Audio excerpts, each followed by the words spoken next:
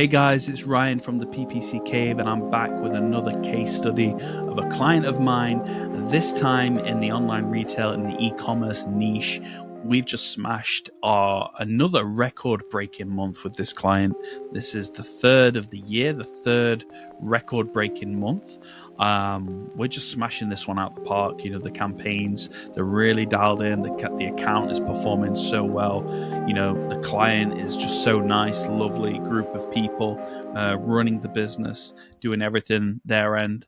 You know, really easy client to work with. One of my favorite clients that I'm working with at the moment. And I checked with them and they were cool for me to record this case study because they're just as thrilled as I am with the results, really happy and pleased with what we're doing, what I'm doing in this account. So I wanted to take time to share with you guys the successes that we're seeing inside this account and hopefully give you insight into how you can structure your e-commerce Google Ads account as well to see similar results. So let me go ahead and move my face out the way down there in the corner. And as you can see, I've blurred out the information just for, you know, sensitive information for the client's confidentiality and things like that. But we're just looking at June. You know, June was their record-breaking month, the third one of the year. And yeah, we've got a good mix of, you know, a search campaign here, which is pretty much their main campaign. This is targeting a very older demographic. So that's why, you know, the majority of the time, people, you know, of that age range, they don't really understand the difference between search results, Google search, and Google shopping. And, you know, most of the time, Google is the homepage of the internet, you could say.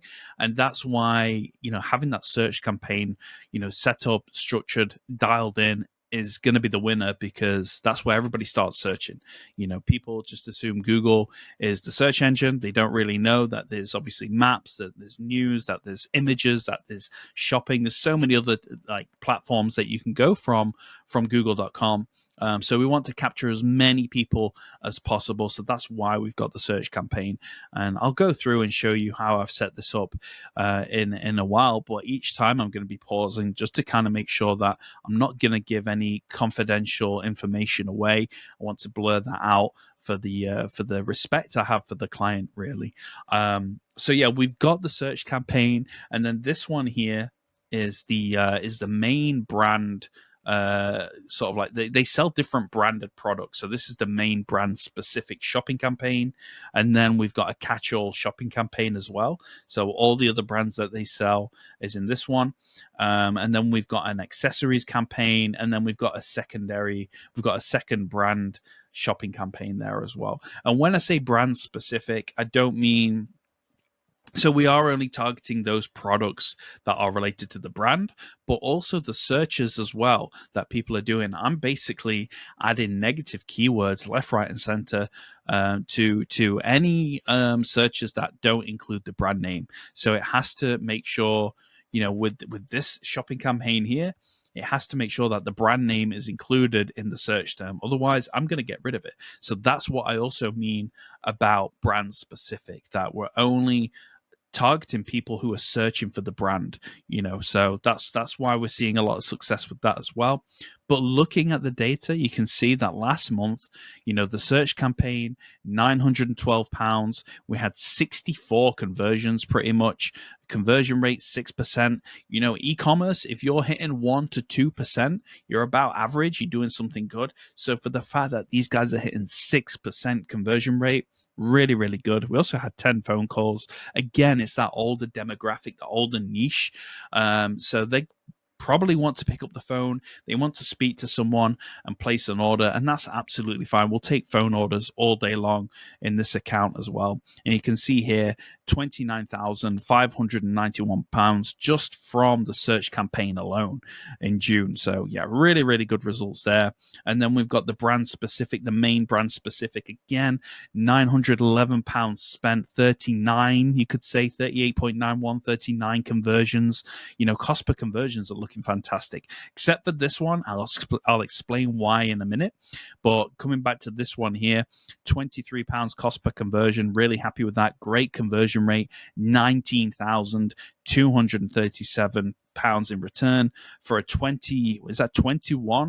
Let me take a look across my screen. Yeah, 21 return on ad spend. That's a 32 return on ad spend. You can see here, cost was 912, and we made 29,000 in return. Absolutely crazy. If you were to give someone £912 and they said, okay, well, we'll give you 29,500 pounds in return, it's absolutely crazy. There's no other platform that can give you results like this, in my opinion.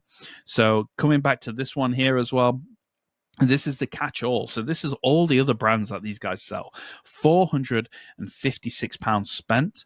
You can see average CPC here, even less, 24 pence a click, 21 conversions, £20 cost per acquisition as well, a 1.13 conversion rate. We'll take that because this isn't even their main brands. These are secondary level kind of brands that they want to improve upon, but they're not quite there yet. They're not as good as the main brand. So I'll take that conversion rate. Really, really good. And again, £456 spent, £8,289 in return. Absolutely crazy for an 18 to 1. 18 to 1. What that basically means is every pound you put in, you're getting £18 back. So your pound plus £17. So it's basically £17 profit.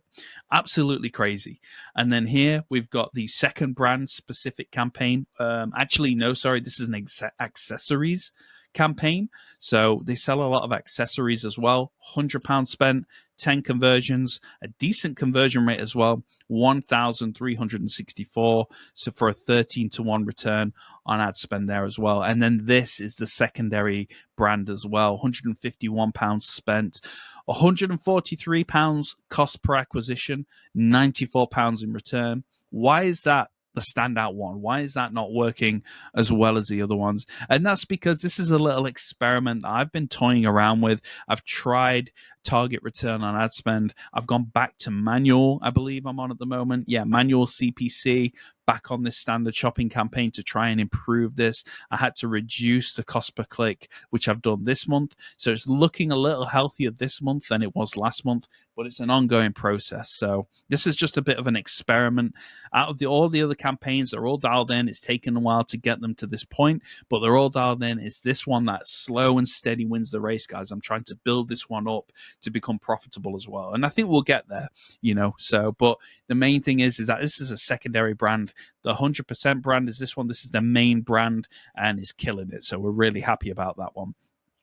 So I'm going to walk you through now the ad groups and the structure on that. But before I do, I'm going to quickly pause and make sure I'm not giving away any confidential data. So there you go, guys. You can see here how I've actually gone through and segmented these ad groups out. And I've actually just renamed the ad groups so that we're not giving any sensitive information away. But you can see here we've got the catch-all campaign. We've got the main brand. We've got the secondary brand here. We've got the brand accessories. Again, we've got the brand in the search campaign. We've got the main product. We're running a DSA. And we've also got the client's brand as well. So what I'm trying to do here is a mix of everything. I'm trying to go after the main products, the main brands, but also, feeding back to Google, feeding into the Google Ads system that, consistent conversions, showing Google that these are the type of people that are purchasing products from us, that are purchasing our products, that are most likely to buy our products. And over time, it's just getting better and better because we're feeding more accurate purchase data, because this is the main thing with this client. It's e-commerce. They're going to be purchasing these products. So we're feeding that accurate data back into the system so that the campaigns can be more targeted towards the demographics and the people most likely to buy these products. So you can see here we've had some really great results across the board. It's not just one campaign that is absolutely, smashing it at the moment. It's across the board. You can see here, this is the one I've been working on as well, the brand 2. Still a lot of work to do for this one, but other than that, you can see a really good wide approach. It's not just a brand campaign, but like I said, we've got the product here. We've got the DSA, we've got the client's name, we've got accessories, we've got the actual brand itself. We're getting all the other brands as well in the catch-all. So we've got a really good mix of approach and visibility across all the different angles that someone would search to find these products and to buy these products. So we've got the product name themselves, the brand name themselves. We've got the client's name specifically. We're also using the website's content in form of the dynamic search ad as well. But we're also looking at the accessories and the specific products. So really good visibility across many different ways people are going to be searching for these products to buy them. And that's what I would encourage you guys to use as well. You want to make sure that actually you're not just putting all your eggs in one basket. You're not so laser focused on just one approach. If you have the budget to do so, then try a bit more of a full rounded, holistic approach. I love dynamic search campaigns. I love dynamic search ad groups as well. So look to include those. Again, I'm always a little bit on the fence when it comes to brand campaigns and brand ad groups, but they can work. And we have to remember that it can be a short-term win for long-term gain.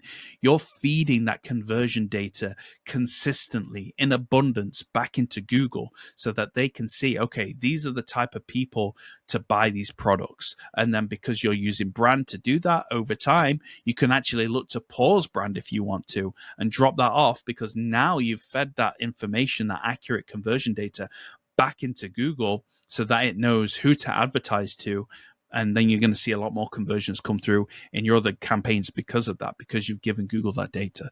So yeah, if you can, go for a more full-rounded, holistic approach if budget permits. If you don't have the budget, then maybe you just want to focus, if it's online retail, maybe you just want to focus on a couple of campaigns to begin with. Maybe a search campaign, maybe a standard shopping campaign. Maybe you want to try brand, just to kind of get some cheap, quick conversions inside the account from which you can grow and scale from. There's nothing wrong with that.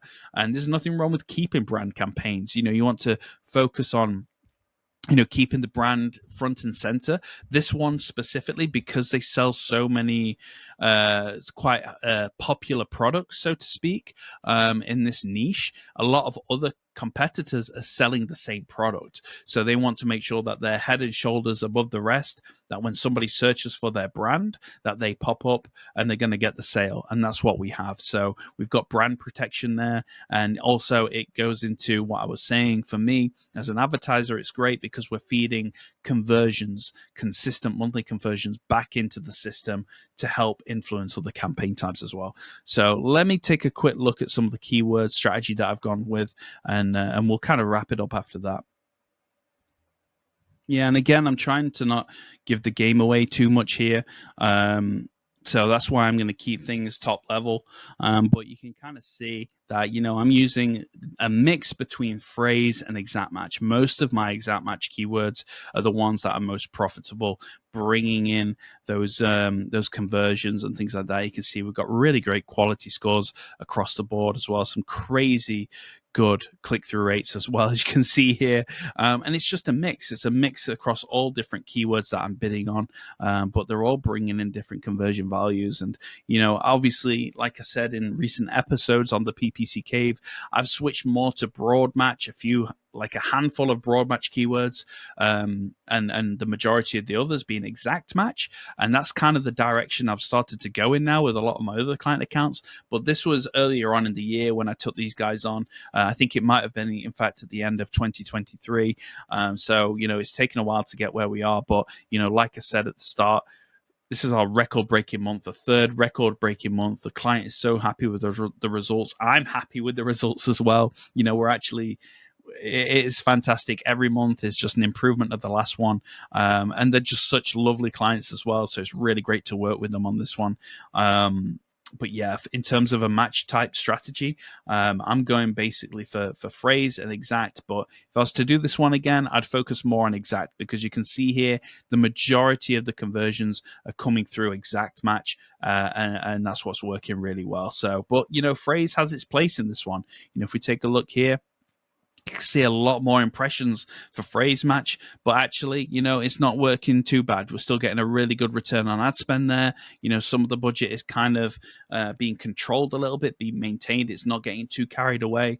And yes, that's only one conversion you can see there. But like I said, this is why I've kind of changed more to exact match, because you can see here, out of all of the keywords, exact match are the ones that are bringing in the majority of the conversions. So that's what you kind of want to do, in my opinion, going forward, is you want to focus more budget, allocate more budget towards exact match, and less budget on phrase match if you're using it. And ideally, if in some accounts, use broad match instead of phrase. So yeah, but I'm going to leave it there, guys. Hopefully that's kind of giving you a bit more insight into, what I've been working on inside this account to get it where it is. It's just a constant optimization battle, really, going in, making sure that the traffic quality, the searches coming through are really high quality, really, really clean, high intent, in the best position to convert. And it's just making sure that, the keywords that we're bidding on are getting those conversions, getting really good conversion value, return on ad spend. And also, like I said, I've got that one campaign that I'm testing with at the moment, trying to get that dialed in and profitable. But yeah, it's an ongoing battle, and it's not really taken that long to get these guys to where they are. They already had the branding in place. They already had fantastic products, everything. It was the final piece of the puzzle to get Google Ads implemented and focused to where they wanted it to be, where I knew it could be as well. So yeah, great client to work with, great results, and hopefully we'll have a few more record-breaking months in 2024 and beyond. So if you guys want results like this, if you're a business, if you're a lead generation business or an online retailer, e-commerce, whatever you are, if you want results similar to this, feel free to reach out to me, ryanfentonppc.co.uk. We can schedule a call. I can learn more about your business, if you're a good fit for Google Ads, and how I can help you to get you to where you want to be, essentially. So, let me know. Visit the website, book a call with me. Look forward to hearing from you, and hopefully looking forward to working with you as well. So thank you very much for watching, and I'll speak to you guys soon.